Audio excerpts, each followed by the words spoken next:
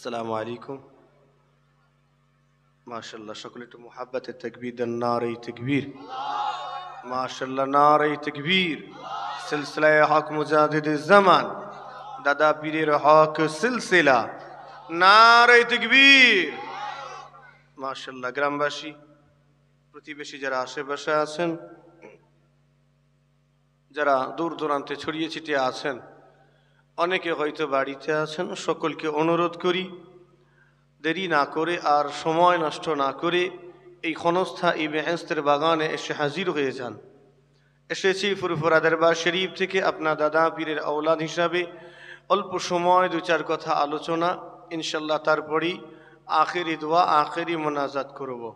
সময়টাও হয়েছে আর আপনারাও অনেকটা ক্লান্ত, আর আজকের পরিবেশ পরিস্থিতিও ঠিকঠাক মতো ছিল না। সাধারণত এই রকম পরিস্থিতিতে মাহফিল কায়েম করাটা একটু অসুবিধার হয়। তো আল্লাহ এই অবস্থাতেও যে মাহফিল কায়েম করিয়েছেন, এটা তার দরবারে লাখো কোটি শুকরিয়া, আলহামদুলিল্লাহ। তিনি কায়েম করিয়েছেন। যারা দূরে আছেন সকলকে বলি দেরি না করে পাক মাহফিলে এসে হাজির হয়ে যান। এগুলোর মালিক কোথা? সব লকগুলো টিপে দাও, বন্ধ হয়ে যাবে।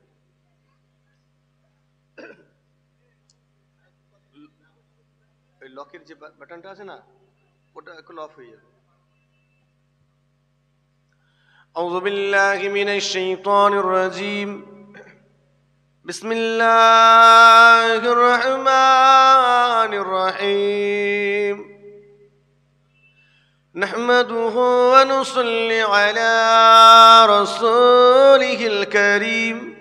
أما بعد، فيا أيها الحاضرون رحمنا ورحمكم الله، فقد قال الله تعالى في كلام المجيد والفرقان الحميد: إن الله وملائكته يصلون على النبي يا أيها الذين آمنوا صلوا عليه وسلموا تسليما. اللهم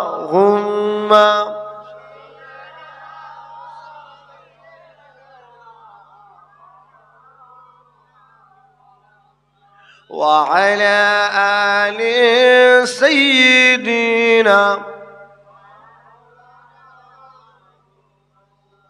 মাশাআল্লাহ, সকলে মুহাব্বতে উচ্চ আওয়াজে আন্তরিকতার সাথে আমরা দরুদ শরীফটা তেলাওয়াত করব। মনে রাখবেন, এই তেলাওয়াত আমার নবীকে খুশি করার জন্য। কাকে খুশি করার জন্য?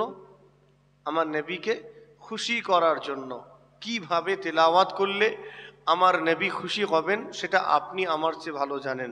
সে আন্তরিকতা, সে দরদ, সেই মুহাব্বত নিয়ে আমরা তেলাওয়াত করব। বলে রাখি, দরুদ শরীফ সম্পর্কে আমার নবী পাক সাল্লাল্লাহু আলাইহি ওয়াসাল্লাম অনেক কথা বলেছেন, যেগুলো হাদিস শরীফে লিপিবদ্ধ। আল্লাহ নবী এটাও বলেছেন, মান সাল্লা আলাইয়া আলফা মাররাতিন বুশরা বিল জান্নাহ ক্বাবলা মাউতি।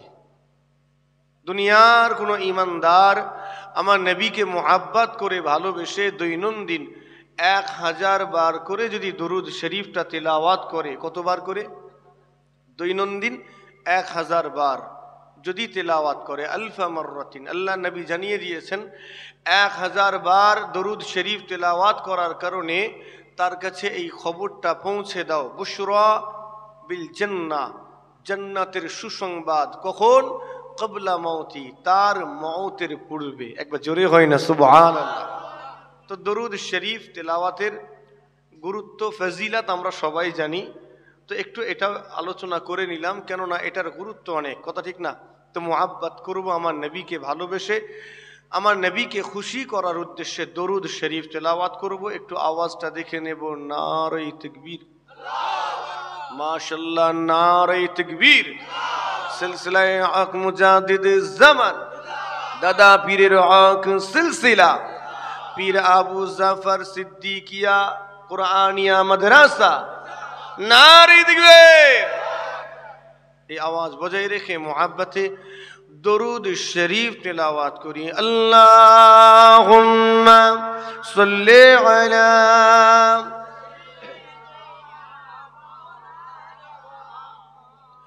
ওয়া আলা আলি সাইয়্যিদিনা। সৃষ্টির শ্রেষ্ঠ তুমি মুহাম্মদ রাসূল,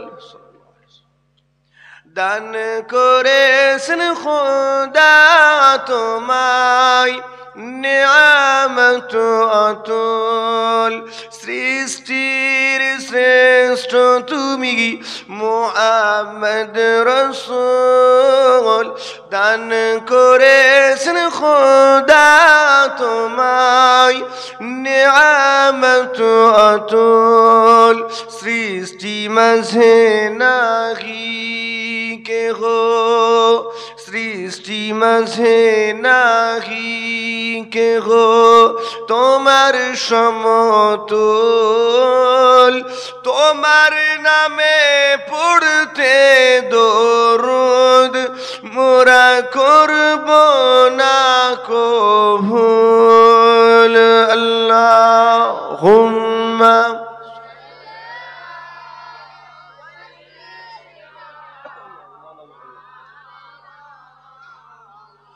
وعلى آل سيدنا بل لا إله إلا الله لا إله إلا الله حسبي ربي جل الله ما في قلبي نور محمد صلى الله لا إله إلا الله لا إله إلا الله محمد رسول الله صلى الله عليه وسلم। উপস্থিত আমার দিন দরদি নেককার আল্লাহওয়ালা পরহেজগার মুমিন মুসলমান হয়ে যান।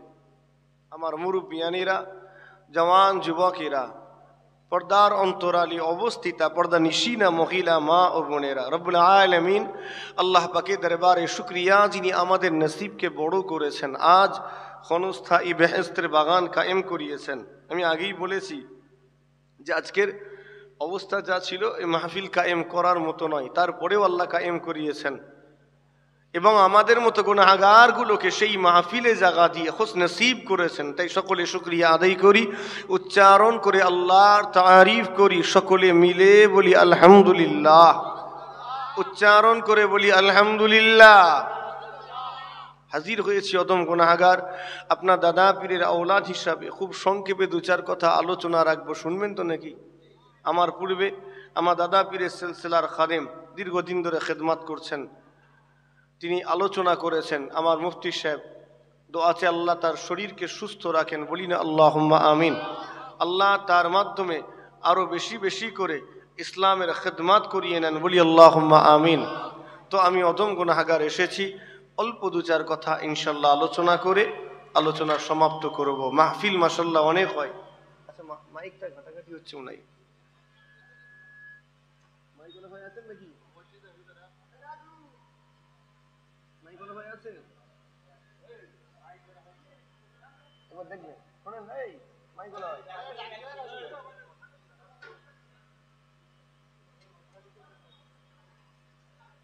সাউন্ডটা বাড়ানো হলো, তাই তো? ঠিক আছে। ইকো আছে?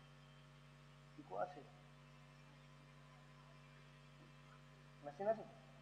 100 বেশি দেবেন না, ঠিক আছে? বাকি আর কিছু করতে হবে না। তো মাশাআল্লাহ মাহফিল কায়েম হয় বিভিন্ন জায়গাতে, আমরা প্রত্যেকে যাই সে মাহফিলগুলোতে আমরা গিয়ে বসি। আজকে দিনে মাশাআল্লাহ অনেক মাহফিল, আগে কিন্তু এত মাহফিল হতো না, তুলনামূলক অনেক কম।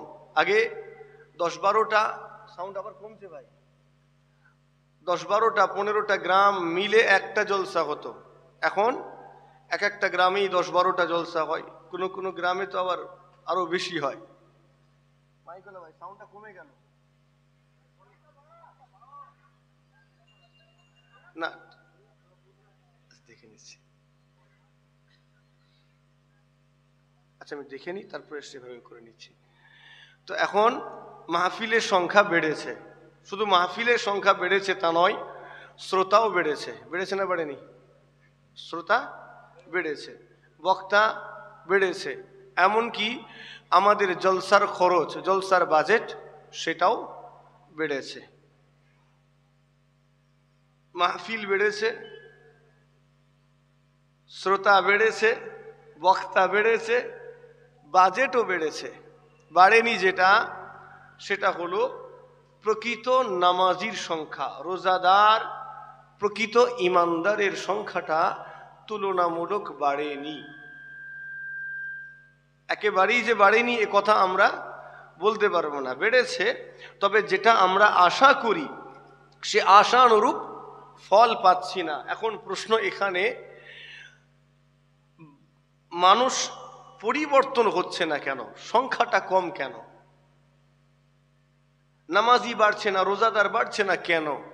আসল ত্রুটিটা কোন জায়গায় হয়ে যাচ্ছে, দোষটা আমাদের কোথায়? একটা মানুষ ছোট্টবেলা থেকে এই জলসা মাহফিলগুলোর সঙ্গে সম্পর্ক, 5 বছর 7 বছর বয়স থেকে যাতায়াত, ঠিক না ভুল? ওয়াজ নসিহাত শুনতে শুনতে আজ কারো 40, 50, 60, 70, 75 বছর বয়সে উপনীত হলাম। কিন্তু দুর্ভাগ্যের বিষয়, 75 বছর বয়সে উপনীত হওয়ার পরেও দেখা যায় মানুষটা নামাজ পাড়িতে দাঁড়াতে পারে না। এমন আছে না নেই? বয়স, এগুলো সব বন্ধ করে দাও, কোনো দরকার নেই, সব ক্লোজ করে দাও। আমি তোমাদের খুঁজছিলাম ভাই, কি করবে?